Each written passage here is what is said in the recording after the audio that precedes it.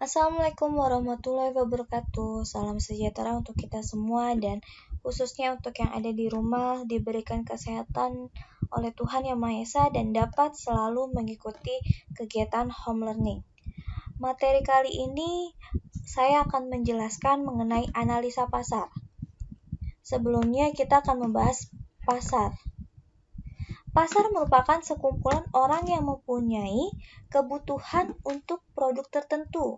Mereka memiliki kemampuan dan kemauan untuk membeli produk tersebut dan juga mempunyai kesempatan untuk memutuskan membeli sebuah produk. Dan di sini ada definisi menurut Bapak Marketing yaitu Philip Kotler, suatu perkumpulannya antara pembeli dan penjual melakukan kegiatan mempertukarkan barang dan jasa, atau istilah zaman dahulu barter, tukar-menukar barang untuk mendapatkan sesuatu. Kemudian ada menurut Kamus Bahasa Indonesia, sebuah tempat yang menjual beli, pekan, tempat jual beli yang diadakan oleh perkumpulan dan sebagainya dengan maksud mencari derma. Dengan kata lain dapat disimpulkan, pasar merupakan tempat bertemunya antara penjual dan pembeli sehingga sedang dilakukan atau telah terjadi transaksi jual beli atau kesepakatan antara satu pihak dengan pihak lainnya. Dan di sini ada link di mana lebih mendetail penjelasan mengenai pasar dan kalian bisa klik link tersebut. Dan selanjutnya ada fungsi dan ada peranan pasar. Yang pertama fungsi pasar yaitu sebagai membentuk nilai harga, di mana antara produk satu dengan produk lainnya itu berbeda. Contohnya misalkan tempe. Tempe dalam kemasan daun pisang dan plastik itu memiliki harga yang berbeda. Kemudian yang kedua ada sebagai tempat pendistribusian. Sebelum kita bahas pendistribusian, yang harus kalian ketahui beberapa istilah dalam sebuah pemasaran, yaitu ada produsen dan ada produksi. Produsen itu orang yang menghasilkan suatu produk. Produksi, barang yang dihasilkan. Jadi produsen itu orang, produksi adalah barang. Kemudian istilah selanjutnya konsumen dan konsumsi. Konsumen, orang yang memakai barang. Konsumsi, barang yang dipakai. Jadi barang ya. Konsumen itu orang dan konsumsi itu barangnya. Kemudian yang ketiga dari fungsi pasar yaitu tempat promosi, di mana pasar tidak hanya menjual barang atau produk saja, tapi memasarkan produk baru atau diskon yang telah diadakan oleh tempat tersebut. Dan di sini ada peranan pasar. Peranan pasar itu dibagi menjadi 3. Yang pertama itu produsen. Di dalam produsen ada yang namanya promosi barang produksi. Jadi barang yang dihasilkan tadi dapat dipasarkan atau dapat ditawarkan oleh kepada calon pembeli. Kemudian ada yang namanya penjualan hasil produksi. Jadi hasil promosi tadi dijual dan ada hasil produksinya itu sendiri. Kemudian yang kedua bagi konsumen, mendapatkan dan membeli kebutuhan.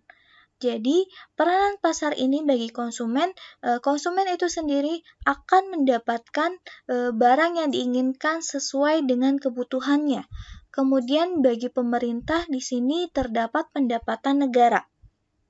Contohnya sewa tempat, kemudian pajak yang ada di setiap penjualan atau yang kalian temukan dalam struktur pembayaran itu salah satu pendapatan dari pemerintah atau pendapatan negara. Kemudian di sini ada kualifikasi pasar, di mana yang kalian ketahui ada pasar nyata dan pasar tidak nyata.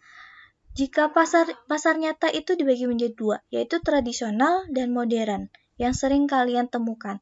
Dan untuk pasar tidak nyata, di sini ada pasar abstrak. Tidak nyata berarti Bertemunya antara penjual dan pembeli tidak dilakukan secara langsung, tapi bisa dilakukan di mana saja dan kapanpun. Sedangkan kalau pasar nyata, itu ada waktunya. Oke, kemudian kita lanjutkan bentuk-bentuk pasar. Bentuk-bentuk pasar ada dua, yaitu pasar sempurna dan pasar tidak sempurna. Yang pertama kita bahas yaitu pasar sempurna. Pasar di dalamnya banyak terdapat pihak penjual dan pembeli. Akibatnya, harga tidak bisa ditentukan.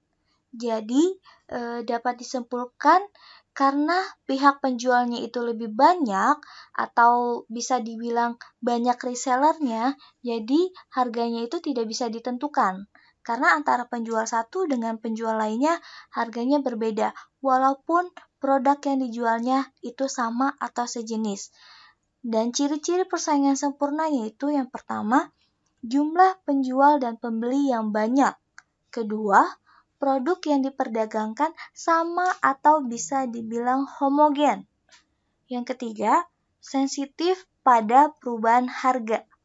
Dan yang keempat, sulit mendapatkan keuntungan lebih atau di atas rata-rata. Dan terakhir, harga ditentukan mekanisme pasar, permintaan, dan penawaran. Jadi dapat disimpulkan untuk pasar sempurna itu harganya sensitif berubah.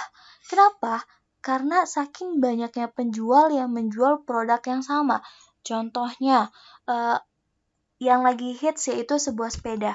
Sepeda itu harganya lebih mahal dari biasanya. Dan itu berdasarkan dari permintaan dan penawaran si calon pembeli, saking banyak yang minatnya atau saking hitsnya. Dan penjualnya itu tidak hanya satu, tapi banyak, ada beberapa penjual. Oleh karena itu harganya sangat sensitif dan tidak bisa ditentukan. Dan yang selanjutnya yaitu pasar tidak sempurna, yaitu pasar di dalamnya jumlah pembeli dan penjual tidak seimbang, jumlah pembeli lebih banyak dari penjual. Jadi terbalik ya, terbalik dengan pasar sempurna. Kalau pasar tidak sempurna, penjualnya tidak seimbang atau pembeli lebih banyak dari penjual. Contohnya salah satunya yaitu pasar monopoli. Pasar yang mutlak dikuasai hanya oleh satu penjual saja. Tolong digarisbawahi, mutlak dikuasai hanya oleh satu penjual. Contohnya di sini kalian bisa lihat ada sebuah gambar yaitu contohnya kereta api, PLN atau listrik dan lain sebagainya, di mana tidak ada penjual lainnya selain produk tersebut atau perusahaan tersebut, dan tentu lebih banyak pembeli daripada penjualnya. Dan selanjutnya itu ada pasar duopoli. Pasar yang dikuasai oleh dua penjual atau dua produsen, dapat pula dikatakan pasar yang penawarannya hanya dapat dari dua perusahaan atau dua produsen. Dan di sini ada contoh gambarnya yaitu dari perusahaan bahan bakar ya. Bahan bakar di sini ada Pertamina dan ada perusahaan lainnya yaitu Total atau Shell, di mana harganya hanya ditentukan dari dua penjual saja tadi, yaitu Pertamina atau Total dan Shell. Selanjutnya yaitu dari pasar oligopoli.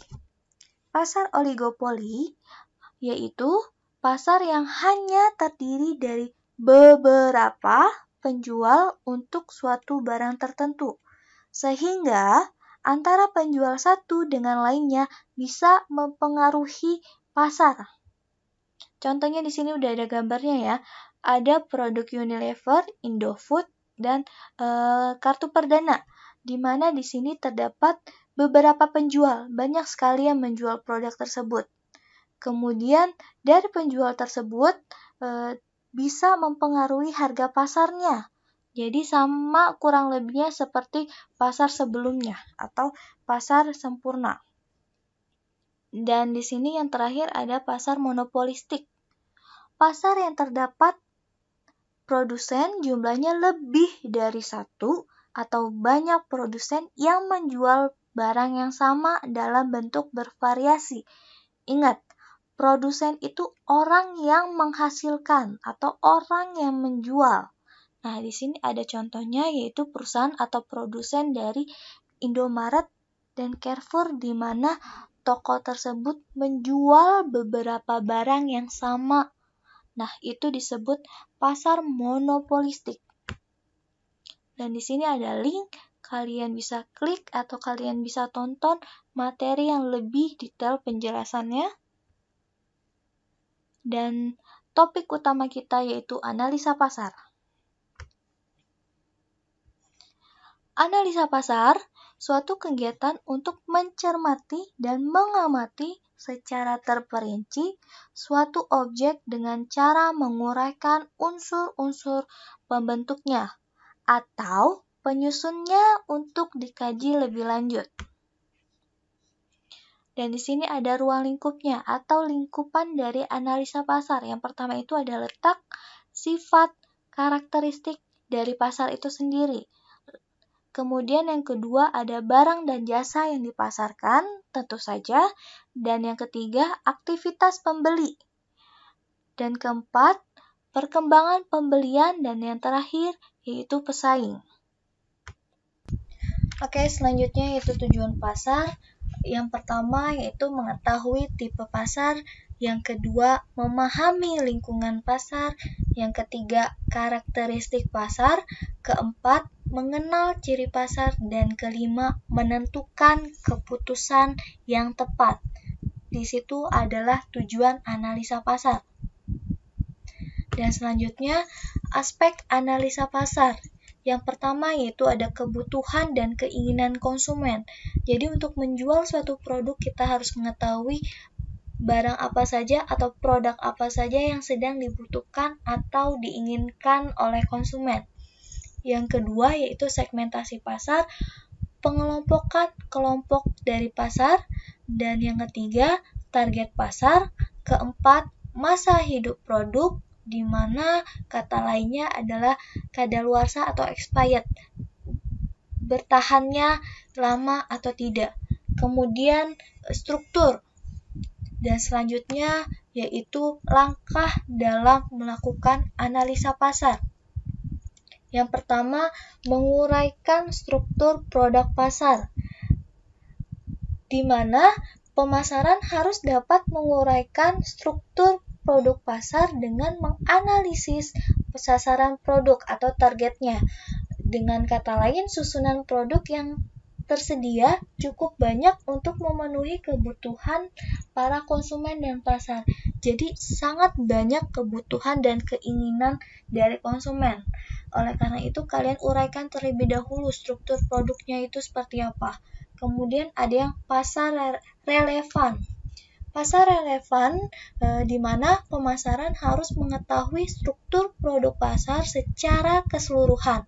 Kemudian manajer dari pemasaran tersebut harus dapat mendefinisikan perangkat pesaing perusahaan yang paling relevan atau potensial.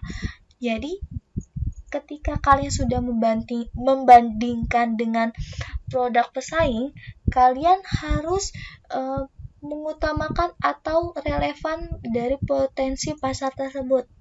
Yang selanjutnya, menganalisis kebutuhan primer yang relevan, yaitu manajer pemasaran harus dapat mencoba untuk memahami proses pembelian produk untuk semua produk. Yang terakhir, analisa pasar target potensial. Analisa target potensial. Di dalam langkah terakhir ini, seorang pemasar harus membahas mencari sumber informasi di bidang pemasaran dari langkah-langkah untuk mengenali pasar yang potensial. Jadi, dengan kata lain, harus meneliti atau mencari sumber informasi yang sangat relevan dari kebutuhan atau keinginan konsumen yang sedang diinginkan. Dan itulah adalah mengenai analisa pasar. Semoga kalian dapat memahami materi kali ini dan dapat kalian pelajari kembali di rumah. Dan jangan lupa jaga kesehatan kalian. Assalamualaikum warahmatullahi wabarakatuh.